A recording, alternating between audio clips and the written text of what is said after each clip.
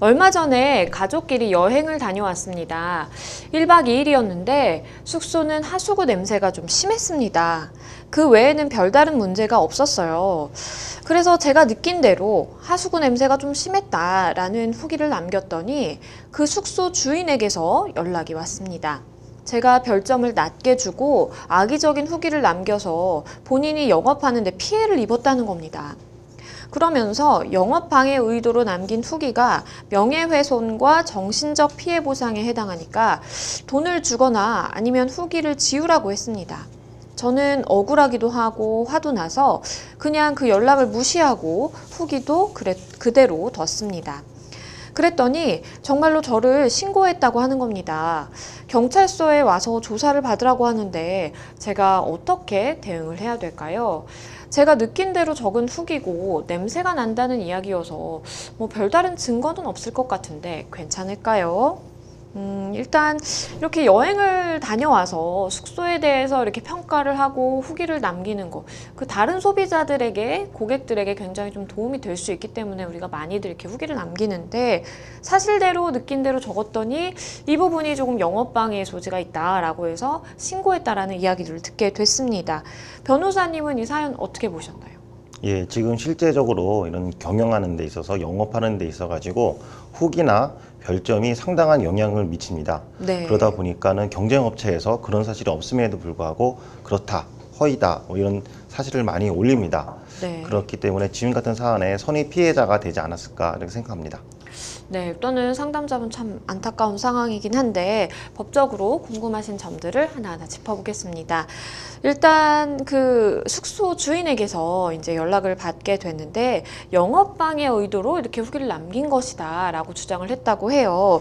어떻게 영업방해 의도가 있는지 없는지를 판단하게 될까요? 예, 영업방해는 업무방해죄로 좀 규율될 수가 있습니다. 네. 네, 무조건 업무방해죄가 성립되는 건 아니고 세 가지 요소가 있어야지 업무방해죄가 성립될 수 있습니다. 첫 네. 번째는 위계에 의한 업무방해죄가 있습니다. 이런 위계는 뭐냐면 다른 사람이 잘 알지 못하는 거, 다른 사람을 속여서 업무를 방해하는 게 있고요. 두 번째는 위력에 의한 업무방해죄가 있습니다.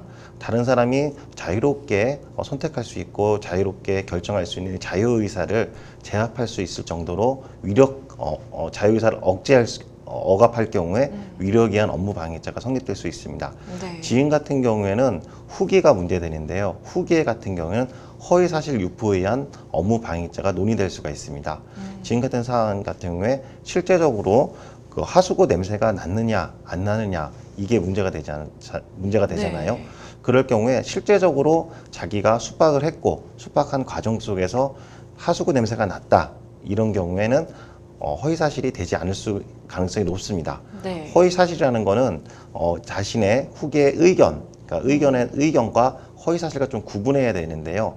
지인 같은 경우에는 실제적으로 하수구 냄새가 났고 그거에 대한 평가를 자기가 후기로 올렸기 때문에 허위사실로 볼 수가 없습니다. 그렇기 때문에 지인 같은 사안에 허위사실의 유포에 의한 업무방해죄가 논의될 수는 있지만 허위사실이라고 볼 수가 없어 업무방해죄, 영업방해죄는 성립되지 않습니다. 네, 일단 상담자분이 실제로 겪은 그 사실의 내용을 기반해서 이렇게 후기를 남기신 상황이기 때문에 변호사님께서 말씀해 주신 것처럼 이것은 이제 업무방해로 좀 보기에는 무리가 있다라는 말씀을 해주셨고요. 그리고 상담자분이 이제 말씀해 주신 거에 따르면 그 숙소의 주인이 이거는 명예훼손이다. 그러니까 나는 좀 보상을 받아야겠다. 이런 취지의 말씀도 하신 것 같아요. 그러면 현재 상담자분의 경우에 명예훼손으로 문제가 될 가능성이 있을지, 그리고 또 정말로 이 숙소의 주인에게 손해배상을 해줘야 될 책임이 있을지 좀 살펴주시죠. 예, 명예훼손 같은 경우에도 그 업무방해죄와 마찬가지로 허위사실 유포가 어떤 요건으로 작용합니다. 네. 방금 전에 말씀드린 것처럼 허위사실 유포에 의한 업무방해죄, 허위사실 유포에 의한 명예훼손죄, 이 허위사실이 중요 쟁점이 됩니다. 그래서 이 명예훼손죄에서 허위사실이라는 거는 세 가지 요소가 필요한데, 첫 번째 공연성, 네. 많은 사람들이 많이 알 수 있게 글을 올리는 거죠. 이 사안은 많은 사람들이 알 수 있게 글을 올렸기 때문에 공연성은 인정됩니다. 그리고 특정성, 이 숙박업체다 라고 특정했기 때문에 특정성도 성립됩니다. 근데 과연 이게 사회적 평가를 저하시킬 수 있을 정도의 그런 내용인지, 허위 사실뿐만 아니라 그런 사회적 평가 자체가 저하시킬 수 있는 내용인지가 궁금한데요. 이 사안 같은 경우에는 하수구 냄새가 났다라고 하는 거는 단지 자기가 경험한 것을 표현한 거기 때문에 네. 허위 사실도 아닐 뿐만 아니라 사회적 평가가 저하될 내용도 아닙니다. 그렇기 때문에 이번 사안도 마찬가지로 명예훼손죄도 성립되지 않습니다. 변호사님께서 지적을 해주신 것처럼 상담자분이 어쨌든 겪은 내용이고 이거를 뭐 이렇게 명예훼손의 고의가 있는 상황이 아니고 그냥 있는 그대로를 후기로 이제 작성을 한 상황이기 때문에 명예훼손죄가 성립할 가능성이 없다. 그러니까 허위사실 유포를 통한 명예훼손죄가 성립할 가능성은 없다라는 이제 말씀을 해주셨고요. 그렇다면 일단은 상담자분께서 고려해 볼 수 있는 뭐 법적인 조치가 있다면 어떤 게 있을까요? 예, 지금 상담자께서는 우선 고소를 당했기 때문에 내가 이 고소를 어떻게 자신이 변호를 해서 막을 수 있을지 고민할 겁니다. 네. 제일 먼저 경찰서에 지금 고소가 당했으니까 고소장을 정보공개 청구할 수가 있습니다. 그래서 그 고소장을 정보공개 청구해서 내가 어떻게 고소를 당했는지 정확하게 아는 것이 필요합니다. 그래서 어떻게 대처할지 전략이 나오겠죠. 그리고 경찰서에 가서 진술할 때 내가 이 글을 왜 올렸어요? 라고 경찰관이 물을 겁니다. 그래서 만약에 거기서 내가 실제적으로 경험한 걸 올렸을 뿐이고 다른 사람의 이용자들도 이거에 대해서 알았으면 좋겠다. 이렇게 진술하는 것이 좋습니다. 근데 만약 이걸 왜 올렸어요? 여기 좀 혼내려고요. 장사 못하게 하려고요. 이러면은 좀 업무 방해의 고의가 좀 나타나겠죠. 그리고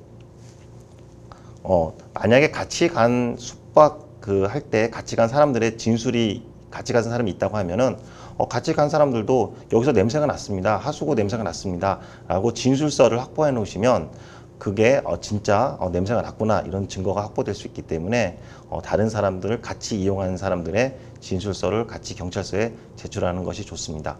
그런데 간혹 가다가 숙박업자가 이런 상점을 경영하는 사람이 그걸 안 내립니까? 안 내리면 나 뭐뭐 하겠습니다. 뭐 협박하는 경우도 있어요. 그쵸. 예, 그럴 경우에는 강요죄가 또 성립될 수가 있습니다. 그래서 실제적으로 그런 협박에 의해서 내릴 경우에는 강요죄, 그리고 그런 시도가 있었다면 강요 미수가 될 수가 있습니다. 네, 변호사님께서 말씀을 해주신 것처럼 그때 당시에 혹시 뭐 같이 이용했던 분들이 진술을 해주실 수 있다면 그때 당시에 정말 이렇게 하수구 냄새가 났고 굉장히 심했다라고 이제 진술을 해줄 수 있다면 상담자분께서 지금 상황에서 벗어나는 게 조금 더 수월하지 않을까라는 생각도 해봅니다.